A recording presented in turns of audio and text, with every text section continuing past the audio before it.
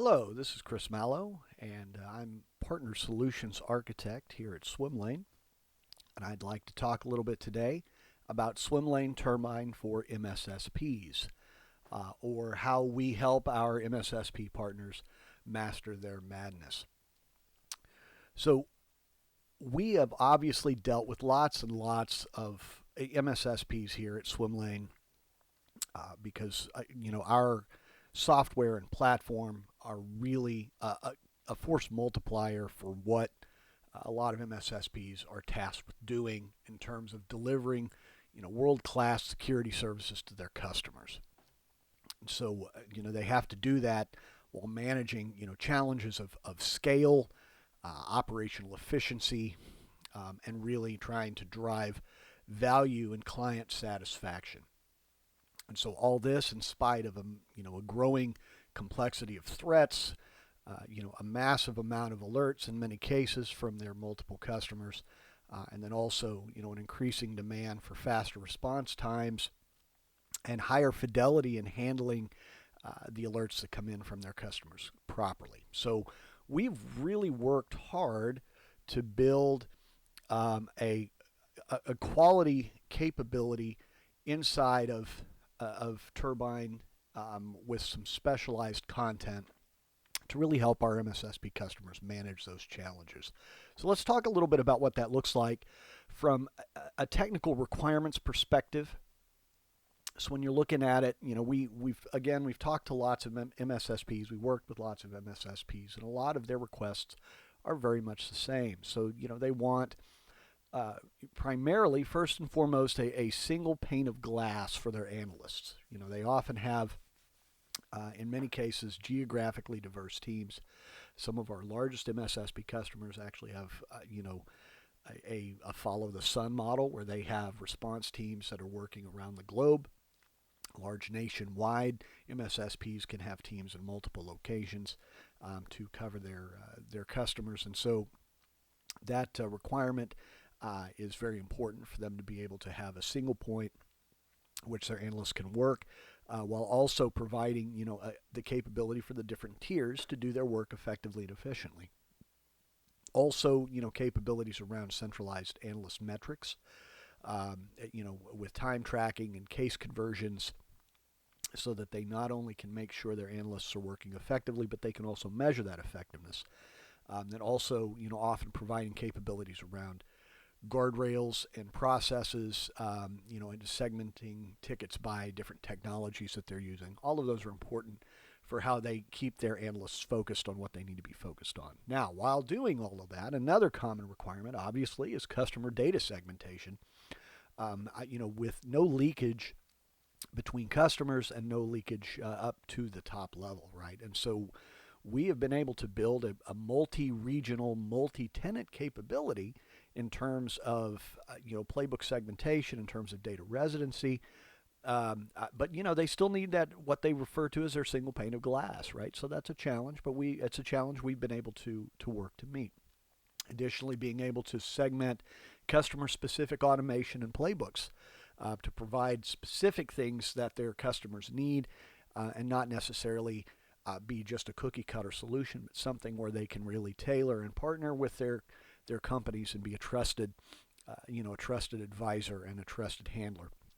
And then also being able to provide automatic notification to clients, regardless of where they might be. Additionally, having centralized enrichment capabilities. So, the ingestion may occur with the customer, but then also having observables and indicators that come through and having those enrichments passed up and happening at the top so that everything can be tracked there, and also can be correlated across all customer records, and even enable things like, threat hunting use cases across the entire customer base, right, to make them more effective and efficient in what they are pulling in and seeing, and being able to apply that knowledge holistically across their customers' environments. And then finally, configuration and content management, where they have the capability to manage our strength in terms of building out playbooks, building out automations, up to full solutions packs for their individualized service offerings, but also being able to roll them out quickly, being able to version them quickly, roll them back, track, who made changes to things and when those changes were made. All of those are also a critical component because it makes it simpler for them to not only roll out new offerings, but also to really make sure that they can start providing value to new customers as quickly as possible. So let's take a look at what we've done from an architecture perspective, and you can kind of see here how we've got all this built out. So we have, really our kind of our layered model here on the right. And so the top section is kind of the business coverage layer, where we have that centralized, what we call, it's listed here as single pane of glass, but we call it the central pane of glass, where the analysts spend most of their time working. That's a critical component there, right? And you can see in the customer layer, each customer still has their own tenant. This model is primarily built for one-to-one customer to tenant segmentation, but it can function just as well if you also have lower volume customers that maybe don't have the same level of requirements around data segmentation or those kinds of regulatory challenges or the like. And so you can have a single tenant that covers multiple customers. And we support that as well with this model. All of this will work. Additionally, at the top, having some global administration and dev and test capabilities with their own tenants, so that what happens is as the content's being developed, it can be tracked and tested out, and then as new customers are brought on, it can be pushed out to those tenants so that those new capabilities and use cases are easily available to push into new client environments. Additionally, having that not only global management of content and automation and use cases, but that global visibility and control of those tenants. And again, this can function across all of our regions. This isn't necessarily something where we're tied to one account or one region. This architecture actually can function to the level of our largest global MSSP partners, where they are living in multiple regions around the world, and this management model and visibility model will still work. Additionally, because we are focused on a usage model in terms of our MSSP pricing models, and thus something that they can translate back through to usage from their individual customers, we also enable a lot of tracking in terms of that usage per each client so that they can do their cost calculations and potentially factor that into the pricing that they pass along to their customers. And then finally, as I said, this not only works for multiple markets around the world, but also multiple services and service teams. So not just for SOC, but for managed IAM, managed EDR, with some of our newer offerings around managed vulnerability management. That's possible. And so we have a lot of capabilities where we can bring that to bear in this architecture. And so just to look a little bit of that, we support some capabilities with multi-tenancy in particular. And so in our setup here, we have built out a multi-tenant capability where we have a central tenant, which I'll get into in just a minute, as well as multiple customer tenants. And so here, looking at this top level MSSP overview dashboard here, you can see a lot of the capabilities for metrics and business intelligence that we can provide from just the alerts and enrichment and handling of these alerts that come through from all their customers. And so you could see a lot of the ways that we can show meaningful metrics that can help our MSSP partners really determine what's happening with their customer base, and not only that, but also how well their analysts are performing in terms of dealing with those high volumes of alerts. And so you can see a little bit of that here. We have, here at the top, our Sankey chart capability, where we can, provide an amazing level of visualization that is, again, fully customizable. All of this is fully customizable, like everything in our platform. But here we can show some very interesting relationships between various data points inside their environment. We can track cases by customer, number of cases over time. We have a lot of possibilities for visualization to quickly demonstrate key data points that an MSSP might be interested in trying to keep track of. So now that we've laid some groundwork for what we are looking to accomplish here with our turbine for MSSP setup, let's jump in and see how it looks from a day-to-day analyst work perspective. So here I'm looking at the Tier 1 queue. I'm logged in as John Tier 1, a Tier 1 analyst, because at a typical MSSP, you would have Tier 1 analysts that would be jumping in to start taking a look immediately at all of the new alerts that have come in from all of the customers. And so my job is going to be make a determination as quickly as possible on any of those new alerts, particularly ones that look like they are worse and need quick review. And so right now I'm going to jump in on this one because as we can see in this report, we've got some color coding so that anything with a high or critical severity and a malicious intelligence verdict on the attached observables is colored red to draw my attention to it immediately. I've got this one right here from Brim. I'm just going to jump in on it, and you can see, because now my job is to review what information I've got here and make a determination as to whether or not this needs to be escalated or if I can just close it out. So now I'm taking a look at it here. And everything I've got, the first thing obviously I'm going to do is claim this case. And you can see right there that it's the current owner is John Tier 1. I'm going to run a quick save again on that just to make sure that takes.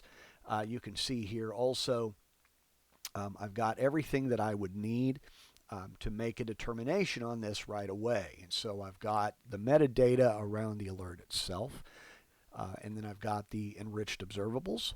And so you can see here that we have couple of observables here, an IP address, everything currently that returns something for it indicates that it is benign, but we have a file hash here also, and we have from VirusTotal the result on that one is that it is malicious. And so I can take a look at all of those as the analyst and make a determination here on this based on what I can see. And so from this perspective, I can start my process here. Now I also want to show that while that is happening, okay, so I'm going to switch over my view real quick to our actually to the customer tenant. So I'm taking a look in a different window here at the Brim customer tenant, and you can see here is that alert that I was dealing with right there, right? So if I refresh that, you can see that John Tier 1, my Tier 1 analyst, is the current owner, and that the status is switched to in progress from new, right? And so all of the information and activity that's happening up here at the top level is also being synced down to the customer tenant so that all of that stays down there. And so you can see here now, in this particular case, I'm going to say, yeah, this definitely looks like it's malicious. And so I'm going to go ahead and escalate this to a case and go ahead and save it. Now you can notice here, right, because the most important thing is that when it's been escalated to case status, that means it's bumped up to Tier 2. Two things happen in this setup. So I can't make any further changes to it here at this level. And it also lets me know, right? So basically this has gone into a read-only view because now this is out of the Tier 1 queue. And in fact, if I go look, this is 7463. Yep.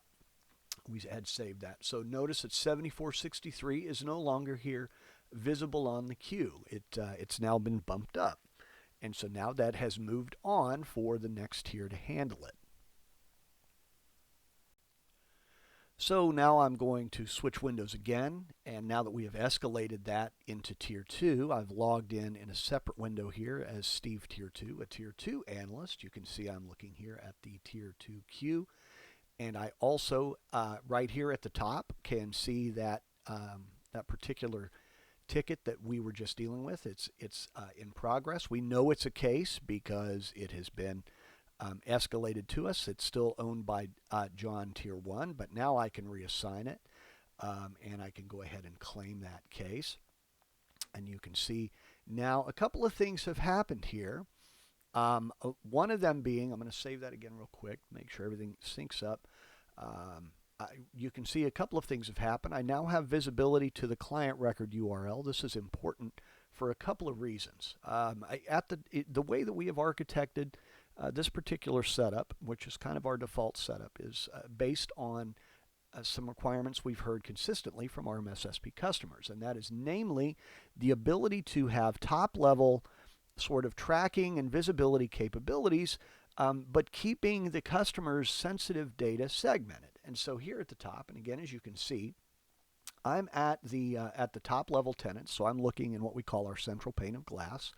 And in fact, just to show that again, right, and everything is still syncing, right? So if I'm looking here, again, there's my signal. I refresh it again, and you can see we've had another one coming in. But you can see that one is now owned by Steve Tier 2. And so all of the things, and again, this is back in the Brim customer tenant, everything is still being synced from the top level. But what we also provide is the capability for the Tier 2 analysts and above, right? Because you might have tier 3, even a Tier 4, whoever, based on whatever their function is.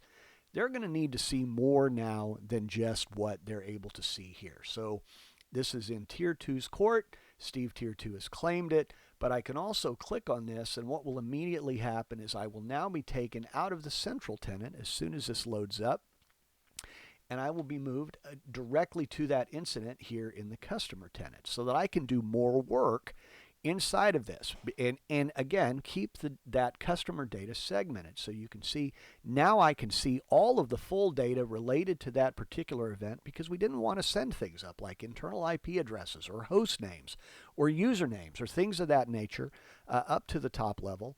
And so we want to still be able to see, as a Tier 2 analyst and above, any of that particular data, so we can really start digging in. And so this is back to our full capabilities with our standard SOC solution bundle, where we have correlation across other cases inside of that tenant, and for that customer.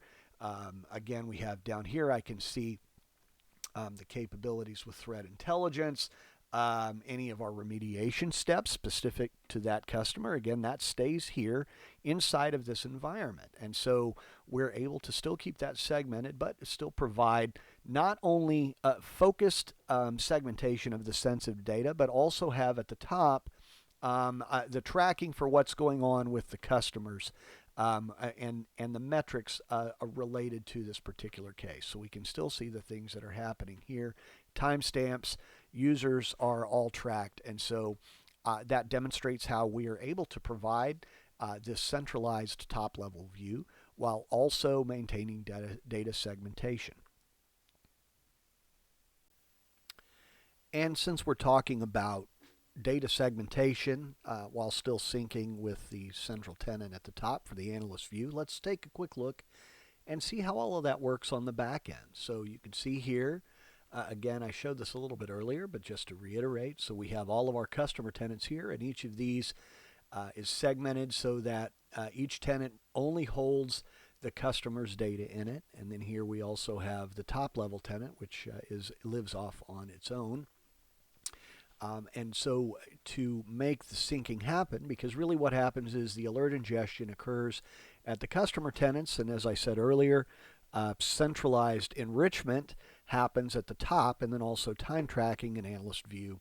And so the way that that works is like this.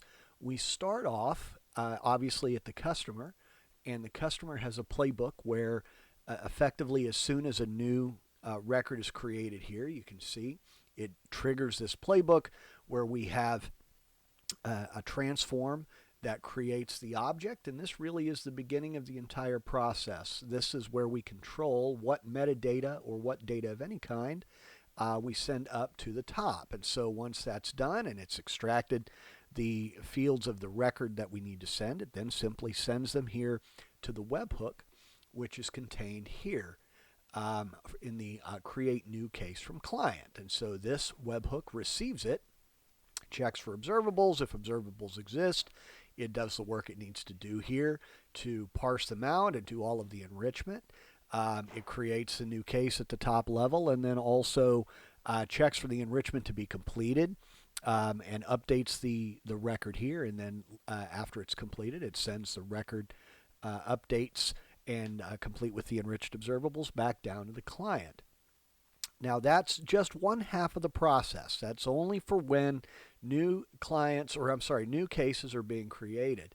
And so what we have next is obviously the remaining parts. So if I show what that looks like here, you can see there are really three playbooks that make that happen. So this one here is the create new case from client that I showed you a minute ago. In fact, let's go back here to that because we already looked at that.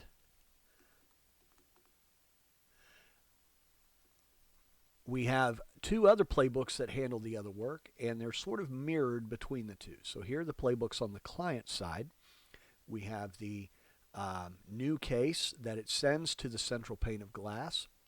But then we have record updates and we have data sync. So obviously, again, the Tier 1 analyst is working here at the top, and so that playbook that's handling that looks like this. So when a change is made, so the record is updated, not created, then it goes in, it pulls the critical values that may need to be sent. It does a diff between the old record fields and the new record fields to see what needs to be updated. It checks them, and then it takes the steps that it needs to do to prepare the payload and send it. As part of sending, obviously from the central tenant, it has to know about all of the other tenants. And so we maintain here a list of the customer sync webhooks that it uses to look up in this table and see all of the particular, in this case, all of the particular webhooks that it needs to send to. And so if it's updating a case for the Acme customer, it pulls this webhook so it can send to the waiting webhook here at the data sync playbook. And let's see, here's kind of what the data sync playbook looks like. This is on the central, but the client really is pretty much the same in terms of what it's doing because they're doing the same function. So it takes that webhook here. It checks for the kind of payload, if it's a threat intelligence, so an enriched observable, or if it's an updated case.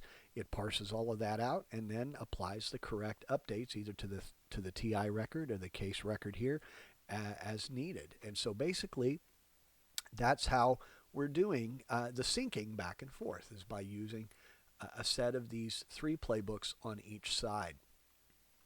Additionally, now that's only one part of it. Obviously, it isn't just how the syncing is occurring, but it's also the view itself. And so I'm going to look at the case and incident management application here on the central, because really on the clients, it's using pretty much our standard setup for case and incident management from our SOC solution bundle, because that's largely with a couple of very minor things, primarily around turning off the enrichment capabilities. That setup is pretty much a stock setup because we're not dependent on having that very customized for this setup to work. But obviously the top level at the central is different, and so that view is a little bit different. So a lot of the in-depth things that would need to be done, we restrict those, so that primarily it's a simplified case summary, it's a simplified observable reference widget, and then some investigation summary and comments capabilities. And that's largely what we have. And then we also use some capabilities within our workflow. So if I scroll down here, this is somewhat simplified. It's a straightforward build though. So it checks for the status, and it says basically if it's a case or an incident, then it knows it's a tier 2 or tier 3 setup. It shows that case URL. And also changes so that if it's a tier 1 user, because we're tracking the user's tier by a group on the back end, and it can hide case buttons, show the read-only banner, and then for a tier 1 user, it hides that case URL all the time. And so we have a set of additional capabilities, and we can make this workflow a lot more complex for whatever the process requires, for whatever the specific analysts need to see. And so that effectively wraps up a lot of what I would like to show here today in terms of what we can bring to bear with our turbine for MSSPs. So if there are, I'll take a minute and see if there are any questions from anyone here. And I don't believe we've had anything. No one has spoken up, and we haven't received anything here online. So with that said, thank you all so much for taking time to go through this with us. We hope that if you do have any additional questions, you'll reach out. But otherwise, thanks for joining us and have a great day.